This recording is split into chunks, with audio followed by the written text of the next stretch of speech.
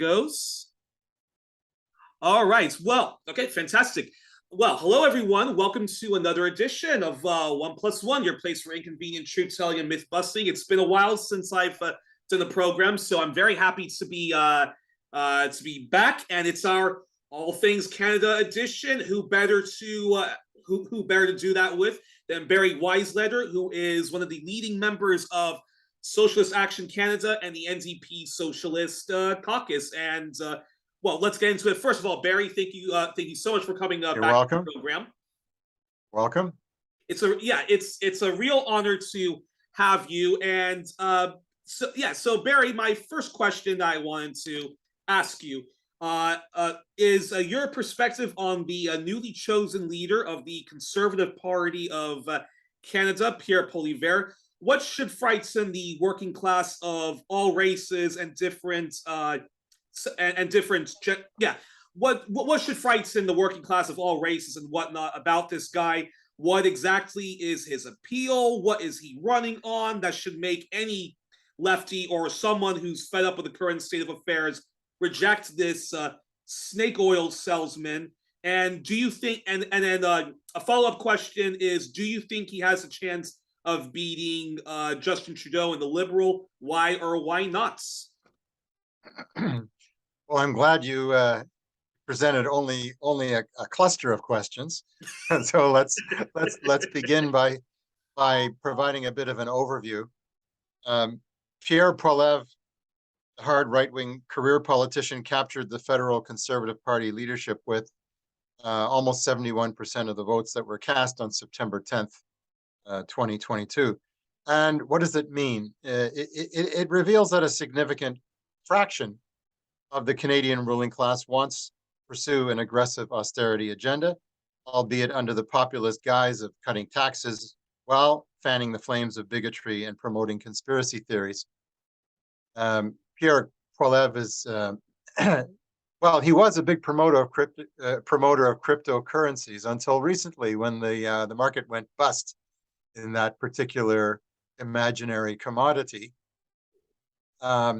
So I'd say, people should be concerned about this, but, rhetoric aside, there's not that much difference between all of the ruling class parties. They implement the same policies. The Liberals might spend a little bit more to cushion the impact of a recession that's on the way, and of course the COVID-19 crisis that is not gone and certainly not forgotten, but is not as intense as it was a year or more ago.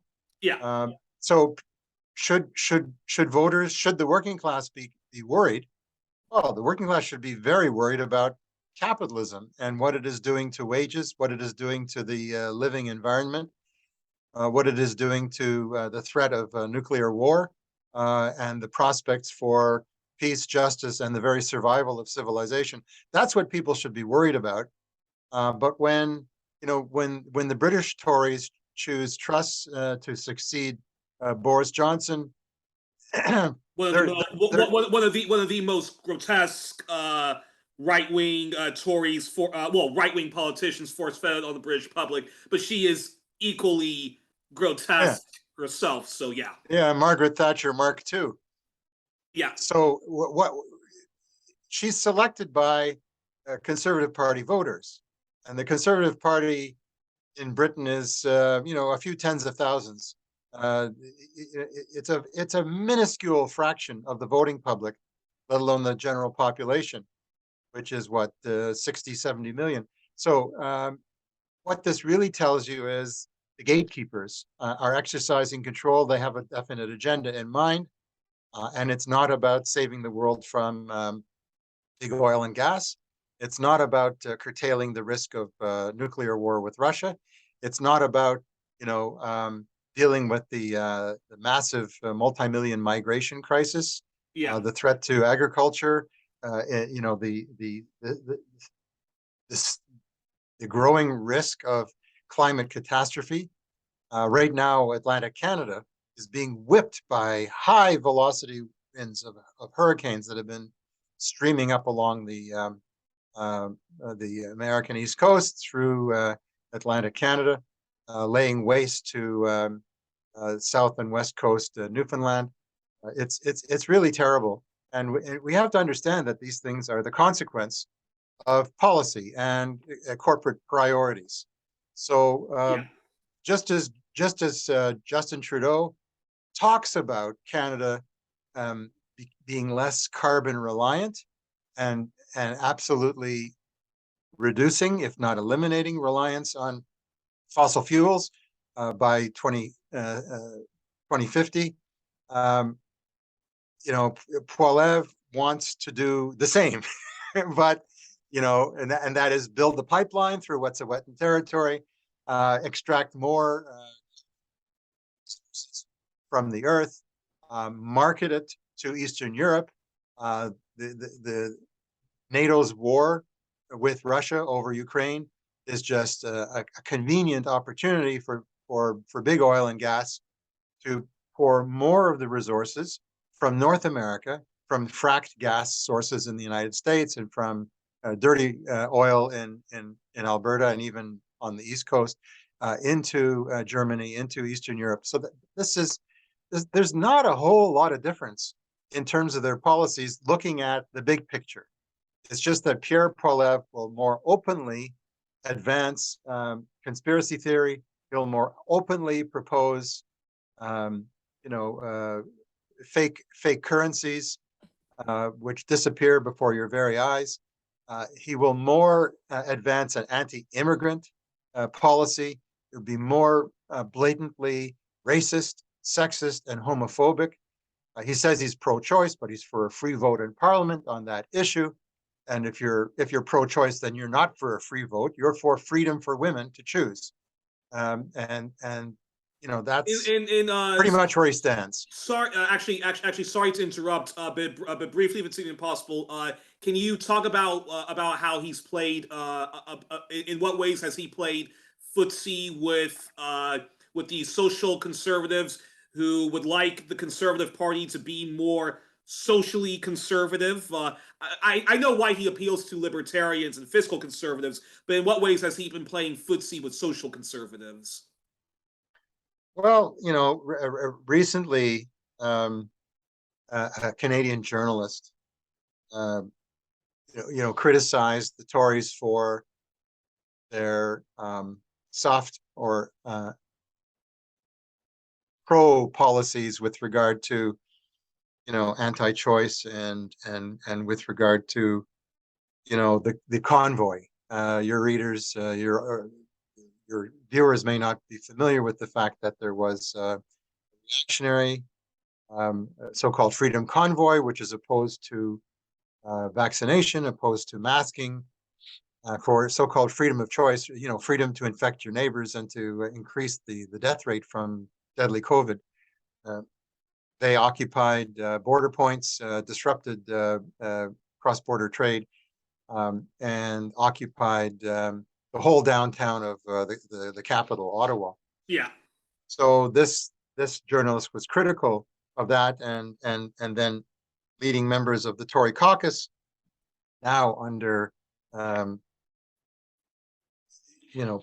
Poliveire, are calling for the expulsion of this journalist from the parliamentary gallery in the House of Commons. And Poliveire is not distinguishing himself by standing up for freedom of speech. He's for the freedom convoy, but not for freedom of speech for those who would criticize his policies, his party policies, and that is a cause for concern, naturally. But this is the direction that society is moving. There's talk in the Canadian media about democracy in peril, and not just because the rights of journalists are being threatened, but because, in my view, it's because there's a growing discontent in the population with regard to big media, with regard to government, and it's not because the convoy was progressive. It's not. They were seen waving, KKK signs and flags and even Nazi paraphernalia. Make America great again and so forth. Yeah, but the government, which used emergency powers it did not need, in order to get the police to do their job, which is to move some trucks that were preventing residents of downtown Ottawa from going home, going to work on time. The Trudeau government aggravates the public discontent with, the state of, quote, democracy. It's really a dollar democracy. And the Liberals play to one faction of the Canadian ruling class, which is more hypocritical and willing to say, we'll do something about the climate, but just not now. And the Conservatives, now led by Poilievre, who's more conservative than the so-called red Tory Jean Charest that he defeated for the leadership, saying, no, that's a lot of nonsense, and that's disinformation spread by the liberal media. We virtually disavow human causation in the climate crisis, and we are just going to sell Canadian resources to the highest bidder as much as possible, and devil take the hindmost. Unbelievable. Can you briefly and of course, do you think he has a chance of beating Justin Trudeau? Why or why not? Well, this is conditional on the circumstances. Right now, the Liberals have a minority government propped up by the NDP. We can talk about that in a bit. And Poilievre won the Conservative leadership handily, but it's a very narrow slice of the Canadian electorate, the Tory membership. He recruited, tens of thousands of people to the party for the purpose of electing him as leader. Mm-hmm. Of course, he's not accountable. He owes them nothing except, good wishes, abstractly stated. Can he defeat Trudeau? Well, if Trudeau continues to mess up by spending more and more on war and munitions and disregarding the exigencies of climate, climate disaster, ignoring the rights of Indigenous people, trying to hold wage earners their wages well below the rate of inflation, which is now, it was over 8%. Now it's, hold on to your seat. It's just around 7%, and this is supposed to be a triumph of liberal economics. What they've done is encourage the Bank of Canada to raise, the interest rate, and that, of course, has a cooling effect on the economy. It means there's less borrowing to fund projects. Workers get laid off, but prices, When you say that it's only 7% inflation now, it was 8% before. Does that mean that the price of groceries and fuel has gone down? No, it's just risen at a slower rate. So people don't have the wages. Our wages as workers in this country were frozen for 20 years, with increments of about 0.5%, 1%, maybe 1.5% for certain organized groups. But we fell steadily behind, and with less money coming from workers' taxes, governments allowed the healthcare system to rot. They allowed infrastructure to crumble. They permitted the environment to go to hell in a handbasket. Are you sure you're not mistaking? Are you sure you're not mistaking your country for the United States? Come on, Canada, everything's all hunky dory there. There's a dance song called "Follow the Leader, Leader, Leader, Follow the Leader," and unfortunately, Canadian bourgeois politicians, they follow the leader in the worst way, and that includes by spending more on NATO and on war and on warships, fighter jets, some of which are purchased from the leader south of the border. Exactly, and that's really a story in and of itself. But I refuse to let Canadian politicians off the hook, because they're not obligated to follow the policies that they do, or not to the extent anyway. Even if you want to give them the benefit of the doubt, to which they do not deserve, they're not compelled. They could fight for something better. They could mobilize the population and say, "Look, the people are overwhelmed by the impact of high inflation and the risk to the natural environment, and look at the weather and how it's destroying homes and electricity infrastructure, roads, and the rest. So the protest is so great that we are compelled to take, a green energy course and to tax big business. But no, not even the NDP tries to mobilize the working class in a meaningful way. Although there are signs that some unions are going to take their destiny into their own hands. There's public sector workers in Ontario who are employed by school boards as teaching assistants and caretakers and lunch attendants and many other categories. Some 55,000 of them could be on strike soon. They're asking for raises of close to 12%, and good for them.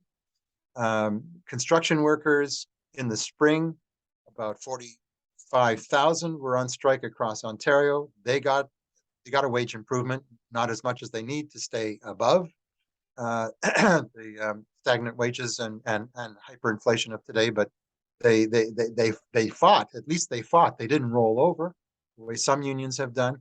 And there are also some changes taking place in at least two significant unions, and I can talk about that. So do you so before we talk specifically about Mr. Trudeau and whatnot, because I was asking, does Mr. Poliveire have a chance of beating Trudeau in the coming election? And you said it's only if Trudeau keeps messing up and keeps at this current rate, and there's this level of discontent. But do you think if some of those working class minor victories happen, that that people will go, okay, we don't like the Liberals, but we don't trust this snake oil salesman of the Conservative Party?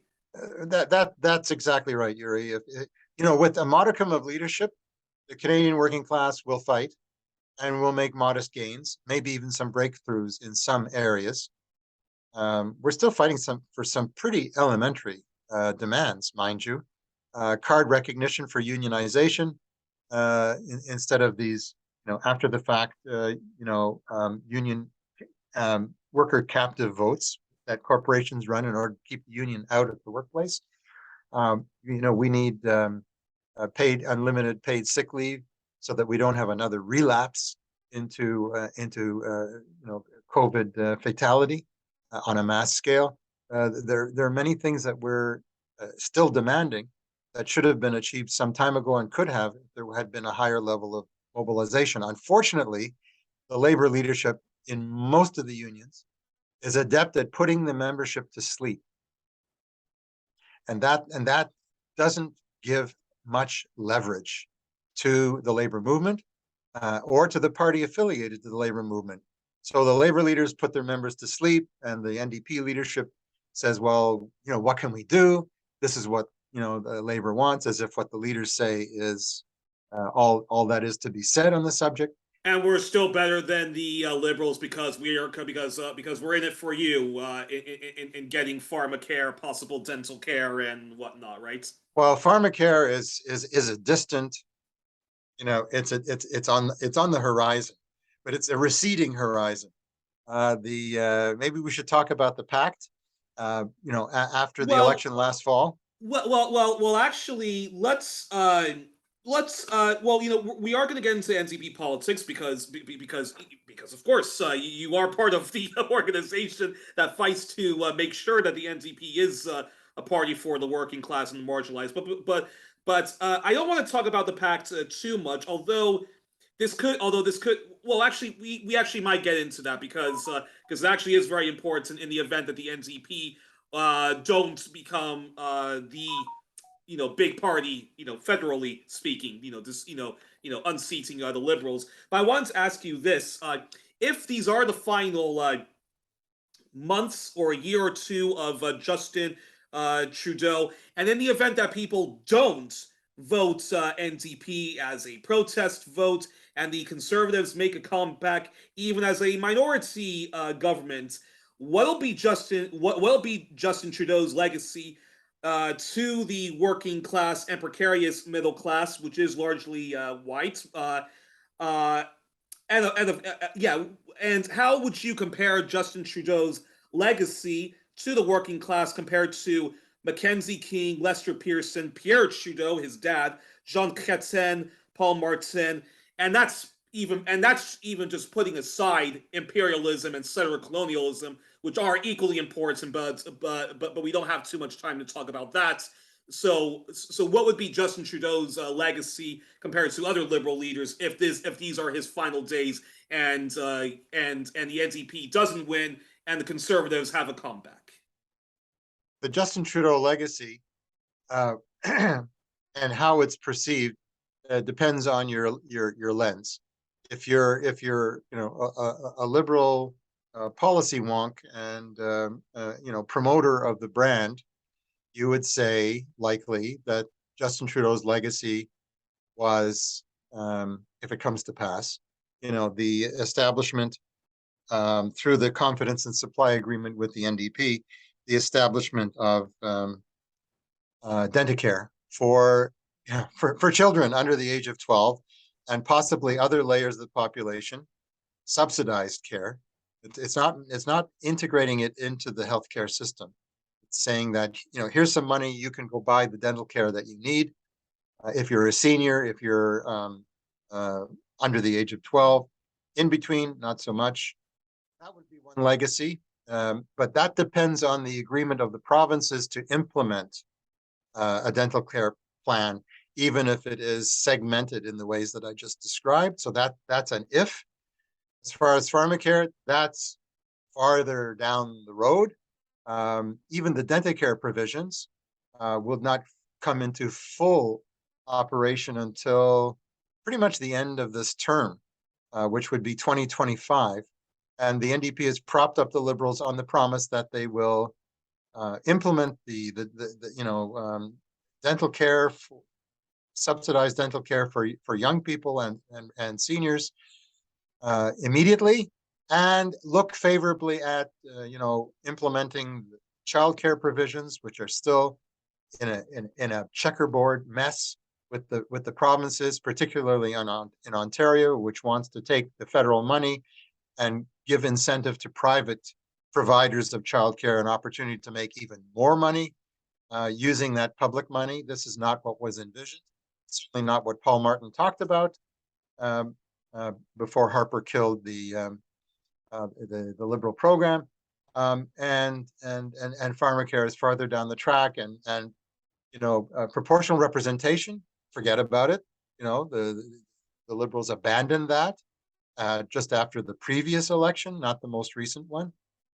And the idea of shifting from carbon to sustainable energy sources, you have to be credulous, true believer to think that the Liberals are moving in any way towards that.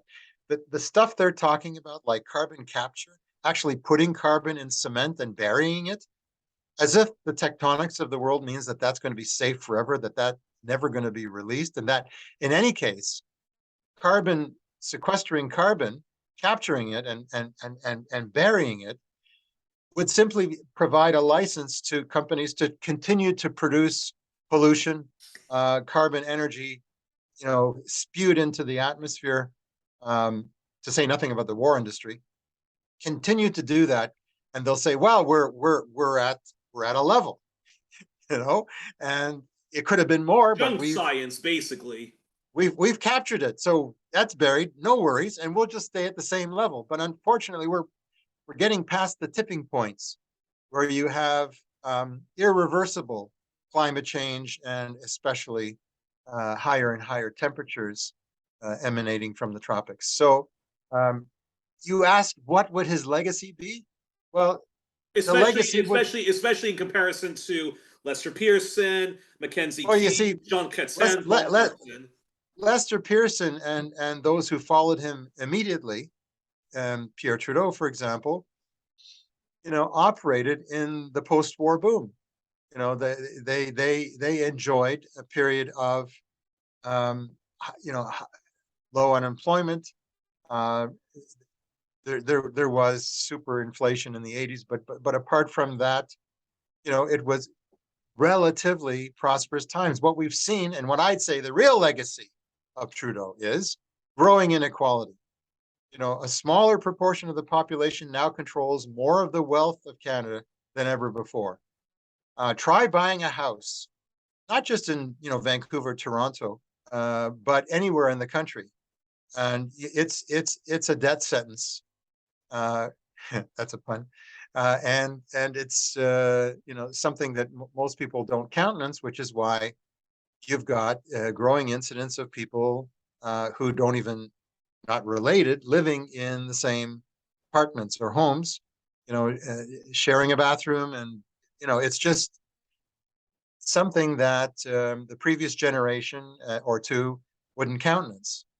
But now, not only are the kids moving back home with the parents, but the kids are moving in with kids they don't know, and just sharing, you know, a shrinking space for common living. So this I think is the real legacy of you know, austerity. And people say, well, how can you talk about austerity? Because under COVID, Trudeau put out, you know, billions of dollars. Well, this was a subsidy to the private sector to keep some people at work or available for work. What do we see now in sectors of the economy that paid little heed to this, like the airline industry, like the what do you call it, hotel hospitality sector? They let a lot of people go. Restaurants let a lot of their workers go, and then when the partial recovery occurred, they can't find people to employ to serve the customers that are coming back into these establishments. One reason they can't find them is because the wages are so pitifully low. And what, pray tell, has the federal government done about that? And what have the provincial governments done about that? Well, they've allowed you know, minimum wages to lag behind you know, the cost of living, way below. And this too must be part of the legacy of Trudeau and the whole cohort of provincial premiers, including BC's NDP premier. Before we get to the NDP, just want to say then that it sounds as if Justin Trudeau, there's not even one token positive liberal legacy, because Mackenzie King, leader during World War II, and despite his vile anti-Semitism, his settler colonialism, and his support for fascism in Spain, he at least was on the side of, the Allies in World War II, and did preside over, New Deal policies. Pierre Trudeau was forced to sometimes concede to working class demands, but it sounds as if Justin Trudeau was the worst elements of his father's legacy to the working class, Indigenous folk, and to those overseas when it comes to imperialism, and basically continues on with endless austerity of Jean Chrétien and Paul Martin. Is that accurate? That's accurate, and I can supplement that by saying that Trudeau is very much into the policy of appearances. Yeah. He talks about reconciliation with Indigenous people. So his idea of that is personified in having an Indigenous person as the Governor General. Yeah, Mary Simon to Indigenous people, but then forcing the leadership to come to the funeral of Queen Elizabeth II. Yeah. So Mary Simon is the Governor General, first Indigenous person to occupy the office. There's now an Indigenous person on the Supreme Court of Canada, or at least proposed, likely will occur. There's a process, but ridiculous. These are tokenism examples. These are artificial, superficial offerings. In terms of the victims of the residential schools, of course, they're dying. As time passes, few of them will be in a position to collect money. The federal government is still fighting them, and nickel and diming them to death. There's still so many hundreds, if not thousands, of bodies that haven't been recovered. Pace of exploration of the grounds around the residential schools, which were not schools, they were really labor camps for Indigenous children, is a... Oh, shit.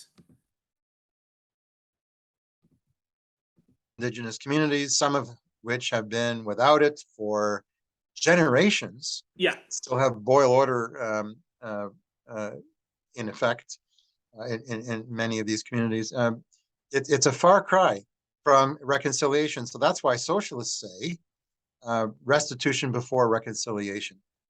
There has to be a requirement that the companies that have benefited the most from pillaging Indigenous land, much of it unceded to the Crown and to the provinces and the corporations, much less, should be the first to pay.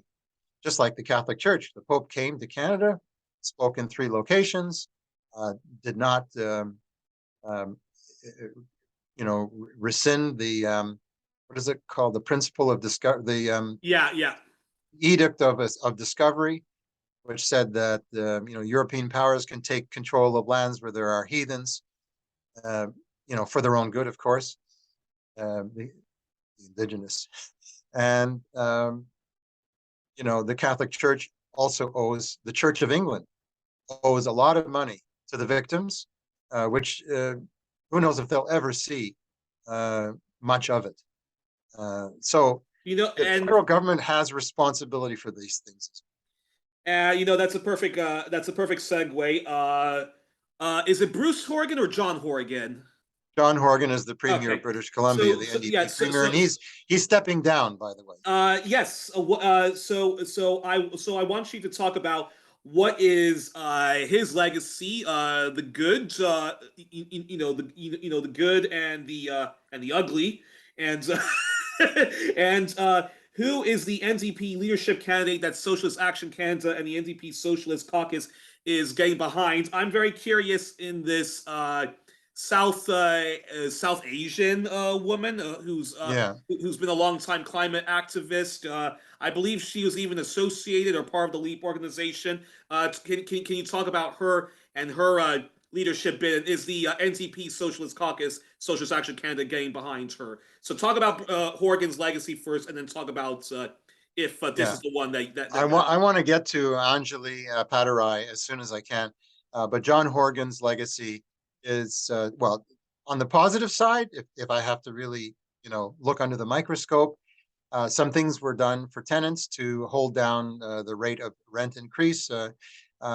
Some rules put in place to ensure that more housing is built, and some steps were taken to deal with the drug overdose crisis in the province. But on the negative side overpowers these achievements. Okay, what was that thing that he did for the opiate crisis? Talk about that before you talk about his negative legacy. Well, just removing the status of illegality from the drug, making sure that people have access to remedies. And to provide for on the street services, funding of on the street services. There's still a high death rate in that area, but some efforts were expended. I mean, these should be recognized, but the negative legacy has everything to do with big oil and gas, the building of the pipelines across Wet'suwet'en territory, calling in the RCMP to enforce it, to physically arrest and remove demonstrators, including First Nations people.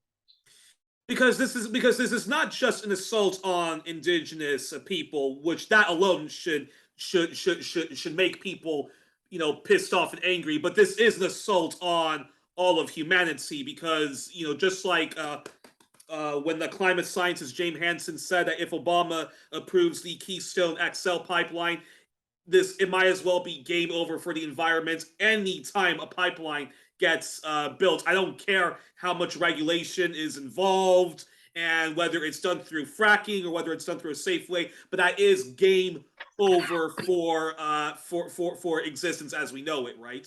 Well, indeed, it increases the likely use of the resources which contribute to global warming. It's as simple as that. I mean, you can say, well, this kind of pipeline is better than that kind of pipeline because it's less likely to burst and pollute, rivers and lakes along the way to the Because it's coast. not done through fracking, it's done through, yeah. Very safe pipelines, of course. And rather than being put on in cars on trains, freight trains, this just increases the use of the fuel and provides less incentive to green energy alternatives. Whether it's employment of the sun, the water, the warmth of the soil well below the surface. There are other means to generate electricity and to provide the heat that we need, especially in the northern countries. It gets cold in the winter in Belgium, I know, just as it does here in central Canada. So that's what we need. That's not what we're not getting the solutions that are desperately needed. So that's so that is Horgan's criminal legacy against humanity towards Indigenous people and to all of us. But then talk about I'm so sorry that I keep blanking her name out because so talk about this climate activist of a South Asian background, I believe specifically in Indian Canadian background, and so talk about her because she is running for the NDP leadership in the new premier race, and is the NDP Socialist Caucus, Socialist Action Canada, getting behind this woman? We haven't made a formal decision at a conference, but I haven't run into a single Socialist Caucus member or supporter in British Columbia or beyond it who's not an enthusiastic supporter of Anjali Appadurai. Anjali was an NDP candidate in the recent federal election. She fell just 400 votes shy of ripping a seat from the Liberal Party in favor of the NDP. But the party establishment in British Columbia, the NDP establishment there, is engaged in a smear campaign, saying that she represents a hostile takeover, supposedly on behalf of the Green Party. She's not a member of the Green Party. She's not advocating for. She was an NDP candidate at a recent federal election. She was well known in the party ranks as an environmental activist.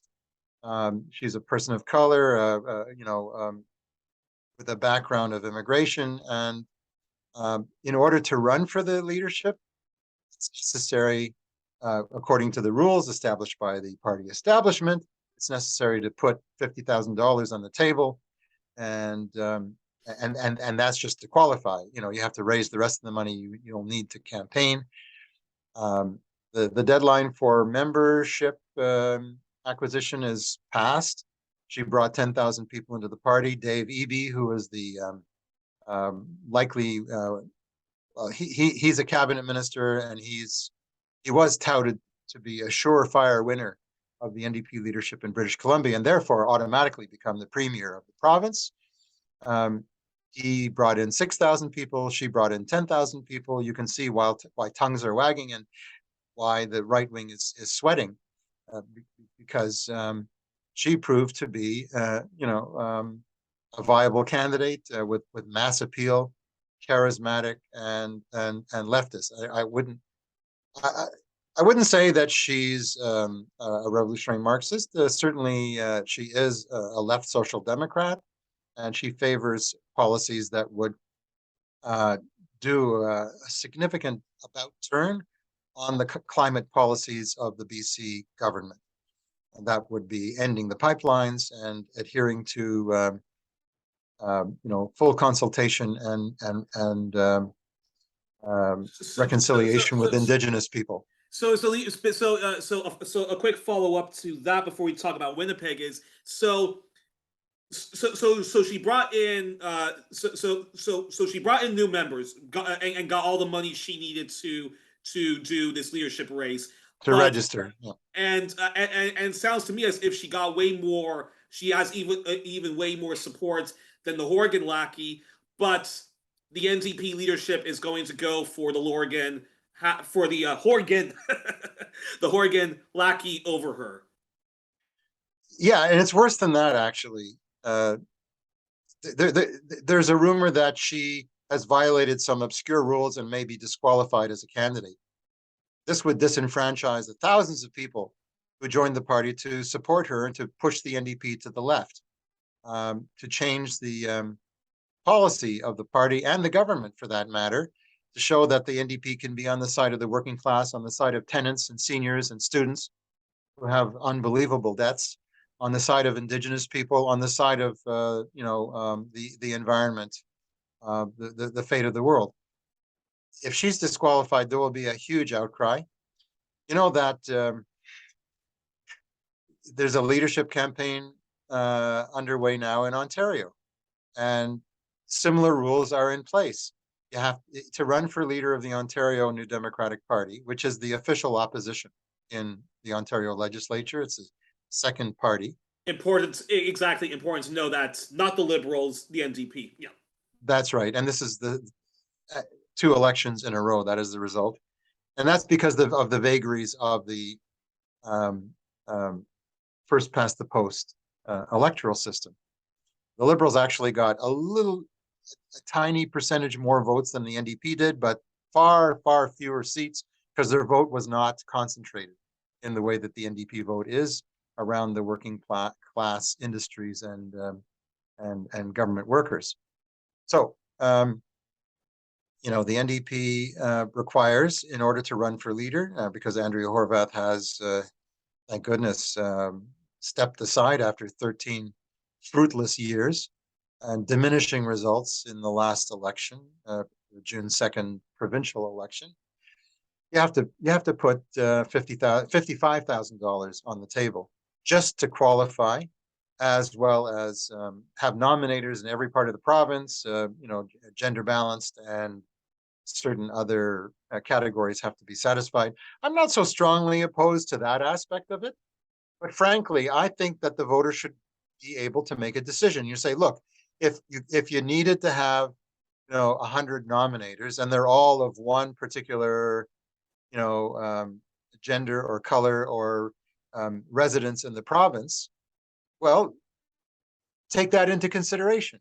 But you will decide. You're the party members. But when you require big money, the only way you can be a candidate is if you get a lot of money from other members of the provincial legislature and don't scare the establishment. The thin-skinned sensitivities of the Globe and the Mail, Toronto Sun, and Post Media, National Post, and whatnot.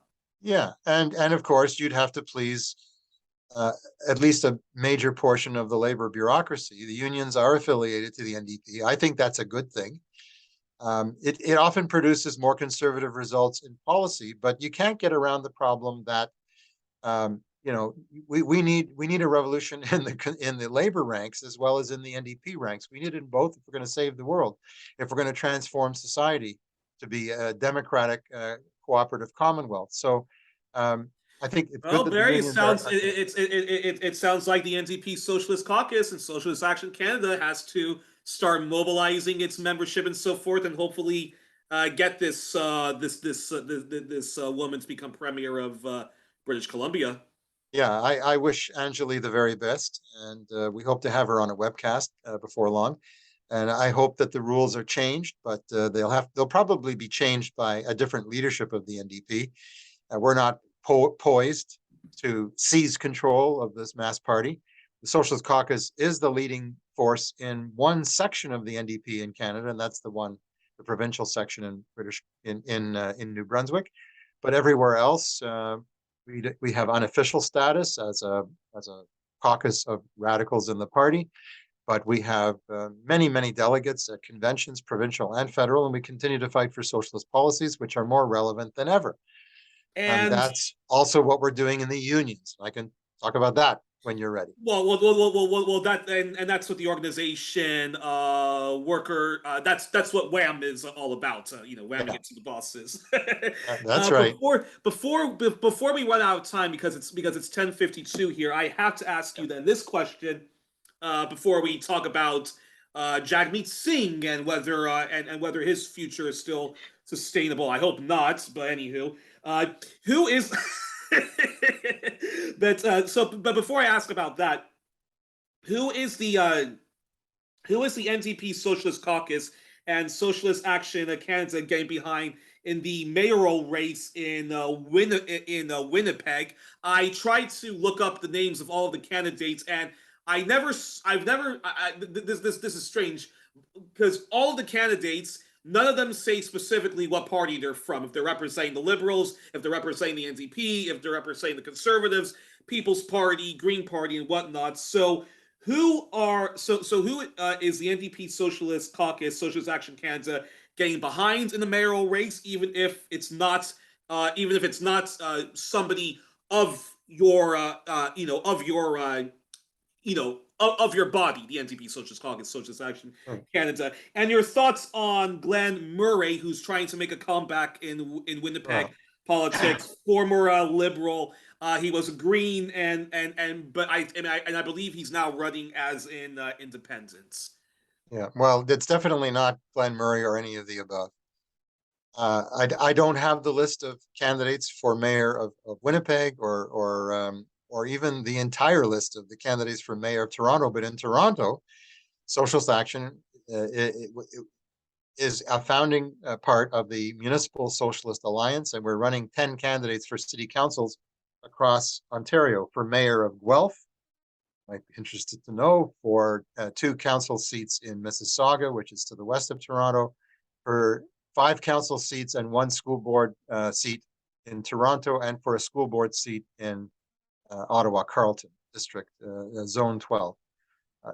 So we're making a foray into the municipal political arena in order to establish the need for party politics, and in order to establish the need for principled policies for which the candidates can be held accountable, whether they win or not.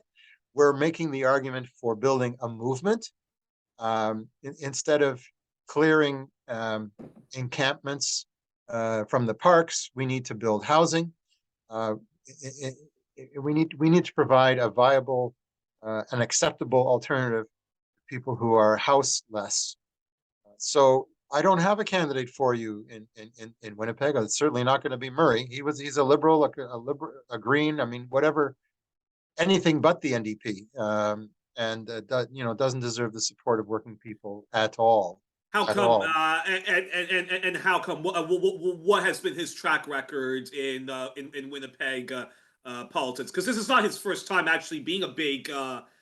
This is not his first time in Winnipeg politics. I believe he was premier, was even a member of parliament, was a cabinet minister. So yeah, what was his legacy that and the reason why I have to ask that is, is because a lot of people, even the most ardent NDP voters, or they claim to be ardent NDP supporters, they do this ridiculous thing of tactical voting, or if they're not too impressed with the NDP, instead of voting for them as a protest vote, they go, okay, I'm holding my nose and voting for the Liberal because of whatever is the big conservative monster of the day.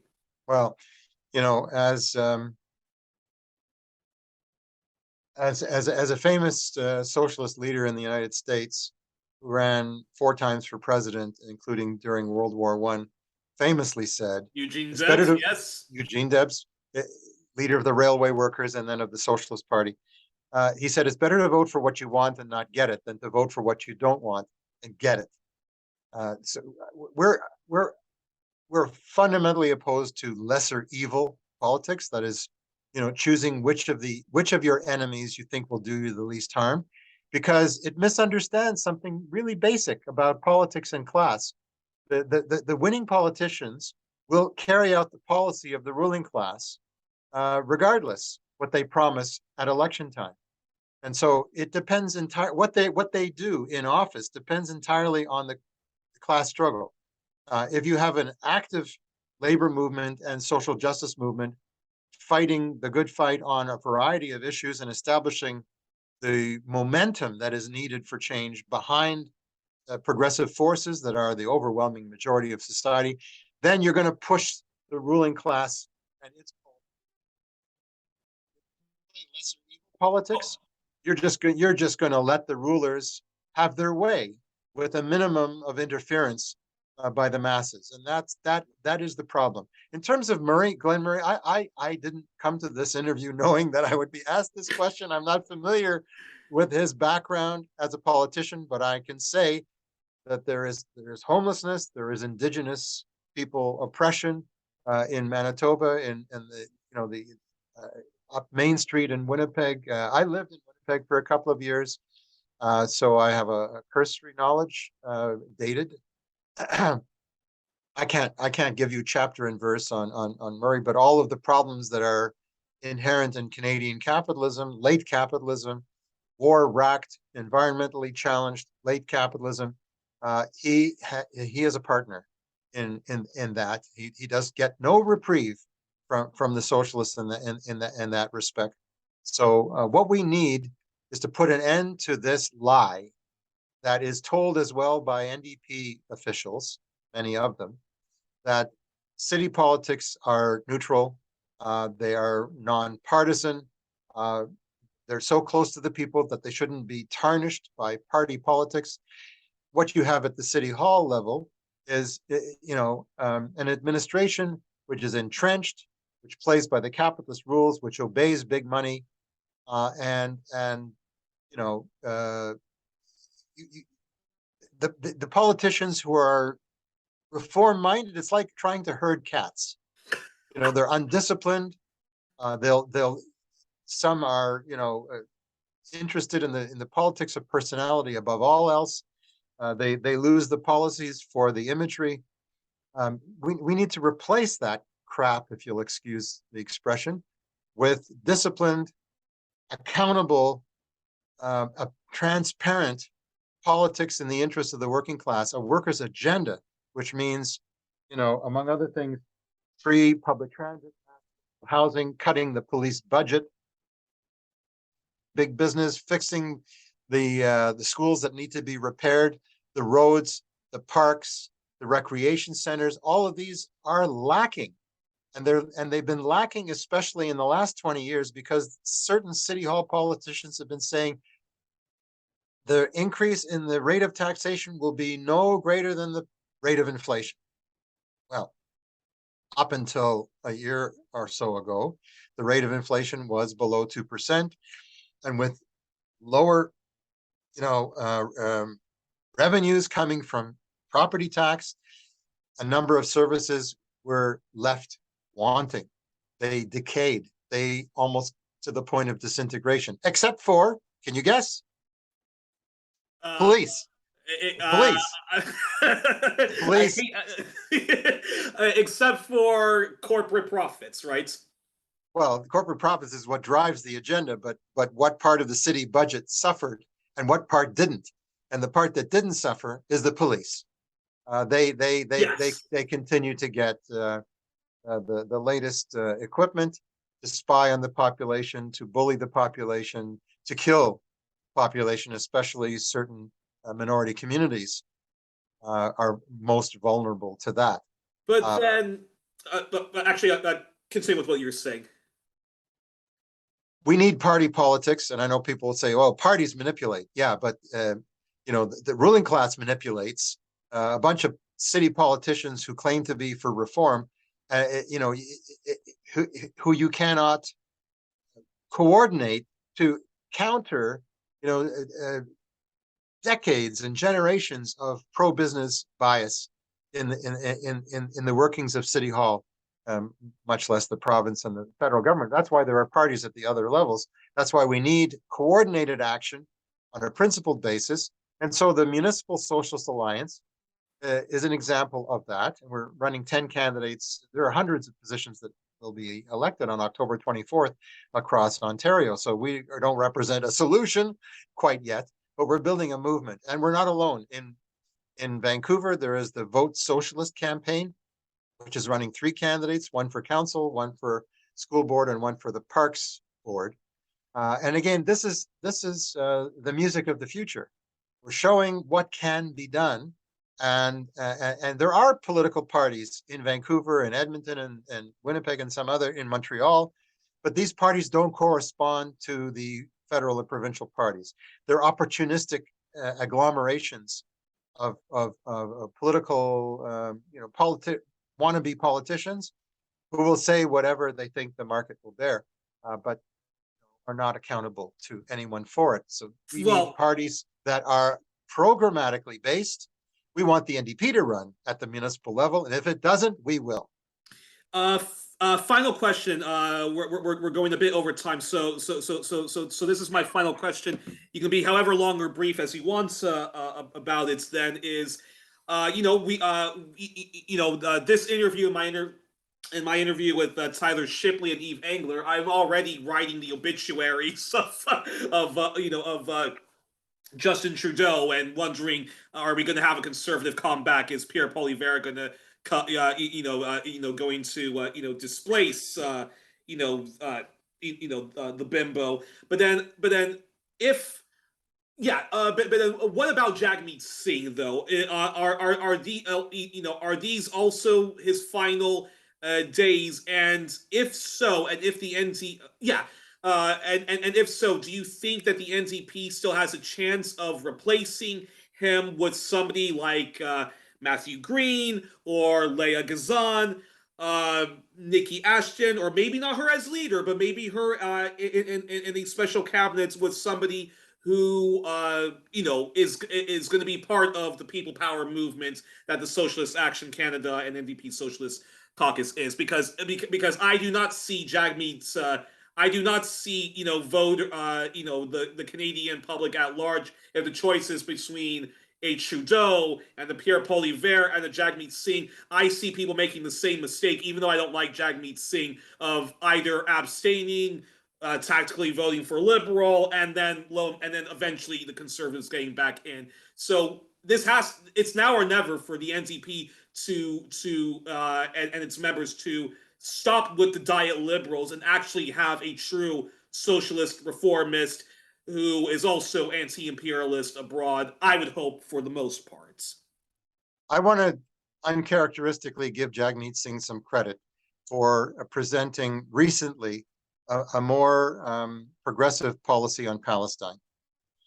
He finally, after enormous pressure at the most recent NDP federal convention and in other gatherings, pressure brought to bear by the Solidarity Movement, Palestinian activists themselves, and of course the NDP Socialist Caucus, he finally said, "Well, the NDP for which he speaks is opposed to weapons sales to the Zionist apartheid state, to Israel.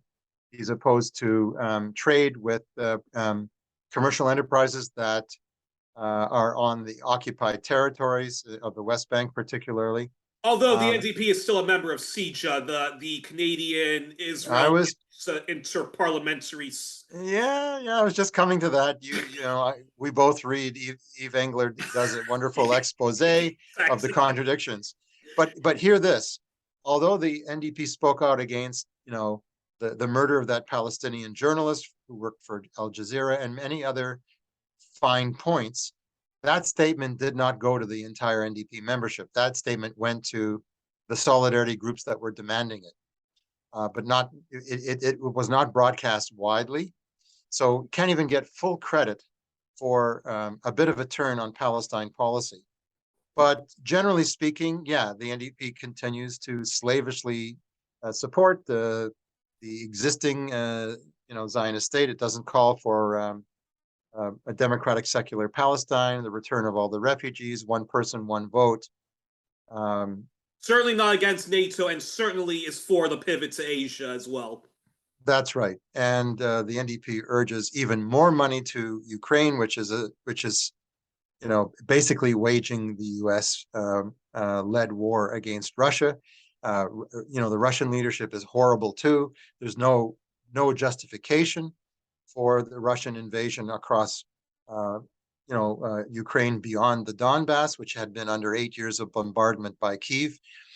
There's no justification for that. This war is a disaster, like World War I was a disaster for the working class on all sides of the conflagration. So I want to be crystal clear about that. But back to Jagmeet Singh. Esau sold his birthright for a mess of pottage. So says the Bible. Well, Jagmeet Singh, sold the support of the NDP to keep Justin Trudeau in government through 2025 for a dental plan that will take 3.5 years to unfold, to be implemented. And there were other demands: anti-scab legislation, pharmacare, affordable housing as a human right, especially in Indigenous communities, and a just transition legislation to help tackle the climate crisis and create good paying jobs. All very vague, very, very vague. So, the NDP offers piecemeal reforms, very modest reforms. The Liberals eat their lunch. They get most of the credit. The NDP can wag its finger and say, well, it was our idea. Yeah, just like, Medicare was, came from Tommy Douglas, the CCF in Saskatchewan. Many things. Employment insurance was long advocated by Labor and the left, but the Liberals implemented it. So what's the way to deal with this, especially as the world is heading into a terminal crisis? I say that advisedly. And that is to present an anti-capitalist alternative. And the NDP leaders are loath to do it. And the Labor leaders that stand with them and behind them are loath to do it. And we must compel them to do it for the sake of the survival of our species on this planet. There is no planet B. We need to do what we can to put an end to the pollution of the environment and the increasing impact of global warming on coastal communities, on seniors, on everyone in the heat bubble. So many people died. So final question then, because I know you have to go. So if the NDP doesn't advance and doesn't steal many seats from Liberals, doesn't even become the ruling party federally, will you and your comrades then work overtime to make sure that somebody like Leah Gazan or Nikki Ashton or Matthew Green or even somebody else may if the woman doesn't get premiership in BC, maybe she can become leader of the NDP federally? Well, I would support her in that, but it would be so nice to be able to, within the rules of the party, run a socialist for leader, and an unabashed, undiluted socialist. I'm not saying anything negative about the names you just mentioned. I'm just saying that socialists should have a voice, and if it's a transferable vote or succeeding votes, then we could decide tactically whether to support another candidate critically or not. But socialists should be able to present. But the party rules are increasingly manipulated to prevent the debate of socialist policies on the party convention with regard to domestic or foreign affairs, and make it increasingly difficult, if not impossible, to run socialist candidates. We will continue to run for party executive. They haven't found a way to bar us from doing that. We will continue to play a leading role in Brunswick and in other provinces where we are gaining momentum. We get typically 15 to 30% of the votes when we do run for party positions, and sometimes we score a victory, like we elected Dirka Prout to be women's director of the federal NDP 2 conventions ago. She didn't succeed in the last one, but breakthroughs are possible, and we're attuned to that. So the struggle continues. For us, it's about the working class. It's not about the NDP. It's not about existing unions or existing union leaderships. It's about advancing the class struggle in the interest of the vast majority, for a habitable planet, for a world without war, for social justice, for equality and end to oppression of all kinds. And to achieve that, not only in the NDP and the unions, but across society, we need a revolutionary working class party. We invite people to join Socialist Action. That's what we stand for, the building of such a party. And thanks to good folks like you, Youri, we get a chance to share our perspective. And let's also not forget Wham, because oh yes, because as you mentioned, it's not just the NDP that socialists need to displace the class collaborators, class traders. It's also union leadership, which often criminally gets overlooked when people complain about the NDP. Yes, and the Workers' Action Movement has done remarkably well considering its shoestring budget. At the Ontario Federation of Labor, 2 conventions in a row, we have run for the top executive positions, and we have achieved, between 20 and 36.5% of the votes. And at the Canadian Labor Congress convention, which was a virtual convention to which 3,000 delegates were registered, we got over 20% of the vote for the top 3 positions. And what we can't achieve, we are in solidarity with others who make efforts to drive the movement forward. And so, I want to say that J.P. Hornick, the new president of the Ontario Public Service Employees Union, is someone with whom we've worked for some time. There's a Socialist Action member on her executive board. We think that her election to OPSU president is a very positive development, and it caps a rather malignant term of office for her predecessor. I won't say any more about that. And we had just yesterday at the provincial legislature in Ontario, Queen's Park, there was Fridays for Future global climate strike, and OPSU played an important role in terms of providing resources and getting members to attend that rally. That's a product partly of the work that WAM has been doing, that J.P. Hornick is dedicated to doing. And I'm happy to say Lana Payne is the new president of Unifor. Unifor came out of a fusion of the Canadian Auto Workers and Communication, Energy, and Paper Workers Union and some others in the resource sector. And under Jerry Dias, it disaffiliated from the NDP, disaffiliated from the Canadian Labour Congress and the Ontario Federation of Labour. It waged war against other unions to obtain their members in certain sectors of the economy across the country. That was self-defeating. We need to organize the unorganized, not reorganize the organized. We need to empower the organized to change their leadership, but not necessarily by changing unions, but by changing the composition of the leadership through political action inside the union. So I'm heartened that Lana Payne may move Unifor back into the House of Labor, perhaps back into the NDP. That by itself is not going to transform the NDP into a socialist party. I don't think anything will, but it will favor, in terms of the relationship of forces, it will favor the underdogs. It will favor those fighting oppression. It will favor those who are low-paid workers. It will favor those who lack union representation. It will favor those who are fighting to change the world for the better. And I see hope in her victory, Lana Payne and Unifor, and J.P. Hornick and OPSU, and I'm sure there are many more like them and other unions. We're going to be hearing about that, and the Workers' Action Movement will be in the thick of it. You can count on it.